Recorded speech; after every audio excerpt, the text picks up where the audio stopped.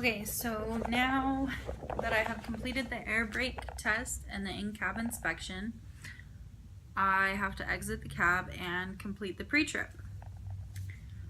So the first thing to check is my fire extinguisher. I have to make sure that it's fully charged and securely mounted and that it's not damaged or missing. If I was carrying hazmat, then I would need a BC10 rated extinguisher. Then I have to open up the latch that goes to the door with all my emergency equipment and stuff. Internationals have a key. It's kind of a pain in the ass to open. My husband showed me how to do this like a couple days ago. It was a bitch. So Volvo's, it's a latch. I have to open up the door and check to see if my emergency equipment is there. So I have to check for my 3 triangles. I have to make sure that they're not damaged or missing, and that they're in working condition. Then I have to check my fuses and my breakers if needed. Then I go to the side and the rear of the tractor. So now I'm stepping away from the truck and I'm looking at the top of the tractor, the side of the tractor, and the back of the tractor. I'm making sure that there are no cuts or damage to the side fender thingy or the top of the truck, that the lights are the proper color, and that they're not damaged or missing.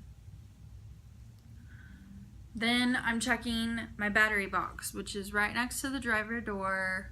There's 2 little handles that you have to pull up. Checking the battery box. I'm making sure that there is no corrosion around the battery, that the battery is not leaking or damaged, and that the connections are secure and that it's mounted securely. Okay, then I'm going to walk to the catwalk area, which is just behind the truck. So now I'm in between the truck and the trailer. So I'm looking behind the catwalk area. I'm making sure that the air and the electrical lines are mounted securely to both the tractor, trailer. I'm making sure that they're not frayed, cut, or damaged. Cracked, damaged, or frayed. Then I'm checking the header board if there is one. I'm pretty sure that that's only with flatbeds. But so I'm checking the header board. I'm making sure that it's not damaged, there are no missing bolts, and that there are yellow marker lights or reflectors, and that the lights or reflectors are not damaged, and that they're at least 90% there if it's reflectors. Then I'm checking the catwalk and the steps. I'm making sure that there are no missing bolts, that it's not damaged, and then I move on to the splash guard. I'm checking the splash guard. I'm making sure that it covers both wheels and that it's not damaged. Then I'm checking the drive shaft, which is in between the 2 sides, like right in the middle by the catwalk, kind of underneath the trailer. So I'm checking the drive shaft. I'm making sure that it's not cracked, bent, or damaged. Then I'm checking the U-joints. I'm making sure that they're not damaged, secure, and that they're free of any debris. So U-joints, secure, free of any debris, not damaged. Okay, now I'm going to check the front drive axle. So you have 2 drives, back, front. So I'm going to check the front drive axle, and what I'm checking right now are the brakes. So I'm going to check the brake chamber. I'm going to make sure that it's mounted securely, it's not cracked, damaged, or leaking. I'm going to check the hoses. I'm going to make sure that they're not cracked, damaged, or leaking. Oh, brake chamber. No loose or missing clamps. No loose or missing clamps. Okay, then I'm going to check the slack adjuster. I'm going to make sure that there is no more than 1 inch of play when the brakes are released and the wheels are chocked. I'm also going to make sure that it's mounted securely. I'm going to check the push rod. I'm going to make sure that it's at a 90-degree angle, which would indicate proper adjustment. And I'm going to make sure that it's not damaged or bent. Then I'm going to check the brake drum. I'm going to make sure that there's no discoloration, which would indicate overheating, no oil or debris, and that it's not cracked or damaged. Sweet. Then I'm going to check the brake shoes. I'm going to make sure that they're not oil soaked, cracked, damaged, and that there's no less than a 1/4 inch of pad on the shoes. Okay, now I'm going to check the suspension. So the easiest way to check the suspension is go in between both the drive tires. So first I'm going to check the torque arm springs, which is pretty much like the spring, the leaf spring hangers. So I'm going to check the torque arm springs, both front and back. I'm going to make sure that they're mounted securely, that there are no missing bolts, castle nuts or quarter rods. I don't think that that's on there. Spring hangers, not torque arm. I got ahead of myself. So the spring hangers have to be mounted securely, not cracked or damaged. Okay. Then I have to check the torque arm hangers, which is basically like the leaf springs.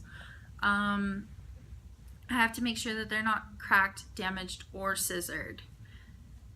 Then after I check the torque arm hangers, I have to check the suspension. I have to make sure that it's not cracked, damaged, or leaking. Then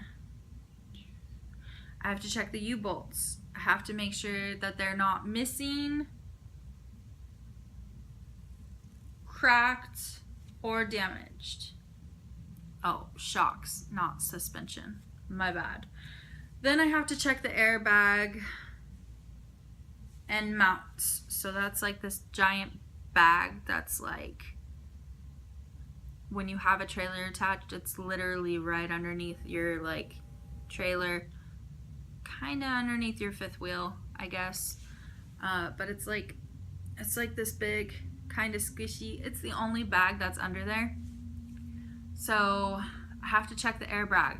I have to make sure that it's mounted, that it's not cut, damaged, or missing. Cracked, damaged, or missing. Yeah, cut, leaking. I have to make sure that the bolts are in place, that they're not cracked or damaged. Okay, now I have to check the wheels. Yay! Okay, so I'm checking the drive wheels. First, I have to check the sidewalls, all 4 of the sidewalls on the driver's side. I have to make sure that there's no abrasions, cuts, or bulges. Then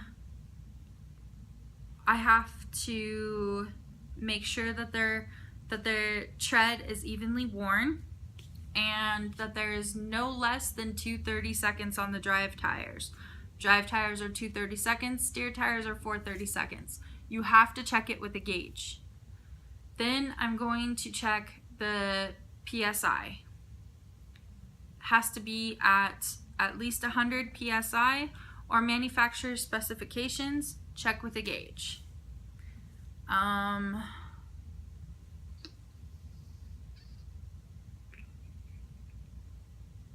Sweet, I got all that. Okay, now I'm going to check the wheels. I'm going to make sure that there's no damage to the bead.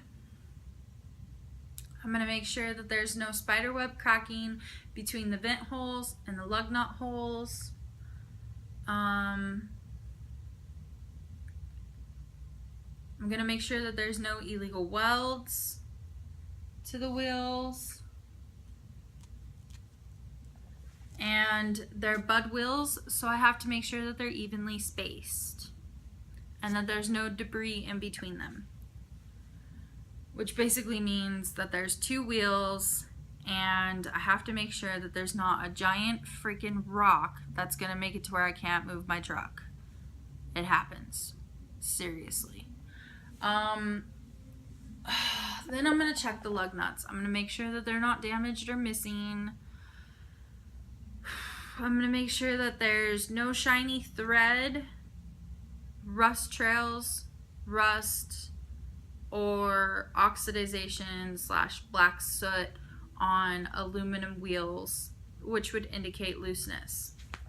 Then I'm going to check my valve stem. I'm going to make sure that it's not cracked or damaged and that it has a metal cap. Then I'm going to check the hub seal. I'm going to make sure that it's securely mounted and that it's not cracked, damaged, or leaking.